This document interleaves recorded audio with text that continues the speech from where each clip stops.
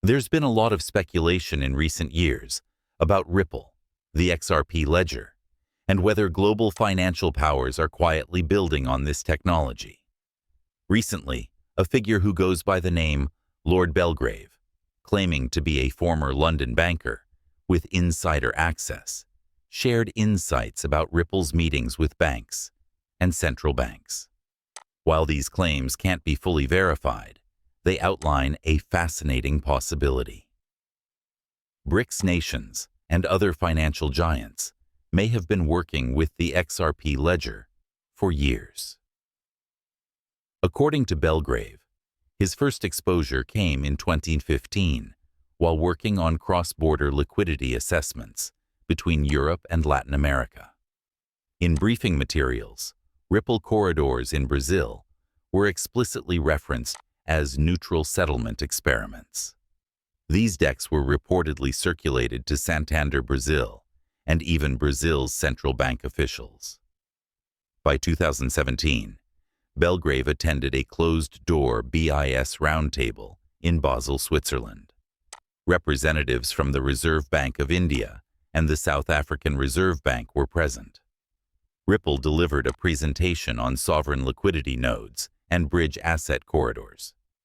While the language avoided direct mention of XRP, the terminology strongly resembled XRP ledger concepts in banker vocabulary. In 2018, Belgrave claims to have reviewed draft memorandums of understanding involving Ripple Asia and India's UPI system for cross-border extensions. A key clause stated, "Settlement protocols shall remain permissionless in architecture, but will require identity anchoring consistent with RBI directives." This strongly suggests XRP ledger integration with built-in KYC compliance. South Africa's testing of distributed ledger technology for wholesale payments, known as Project Coca, also appeared to include Ripple's influence. Ripple wasn't named publicly, but advisors tied to RippleNet were reportedly involved.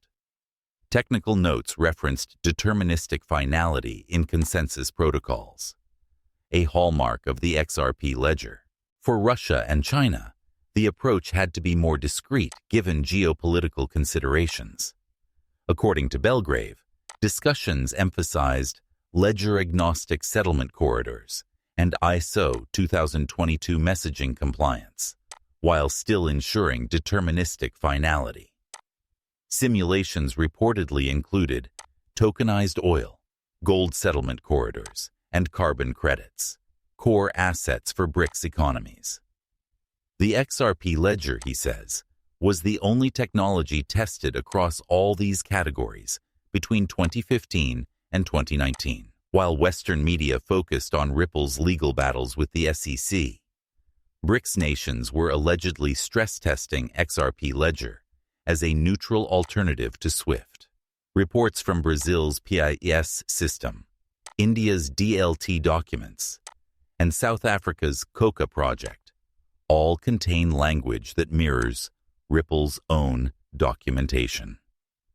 Today, Ripple boasts partnerships with over 350 financial institutions worldwide, including Santander, SBI, PNC, and Standard Chartered.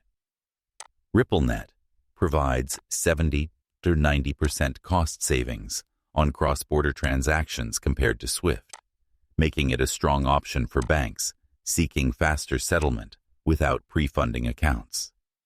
Institutions like BlackRock, Citi, and even NASDAQ leadership have appeared at Ripple's annual Swell conference, reinforcing the company's deep ties to traditional finance.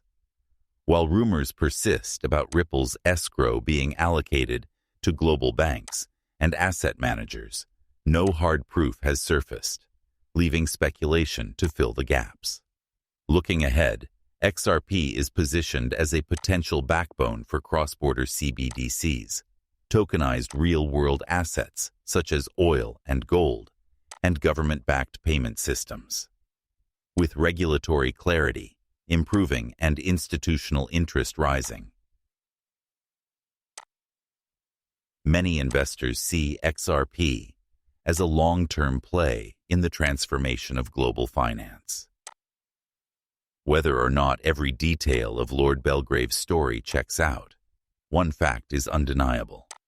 Ripple and the XRP ledger have been quietly building global financial infrastructure for nearly a decade.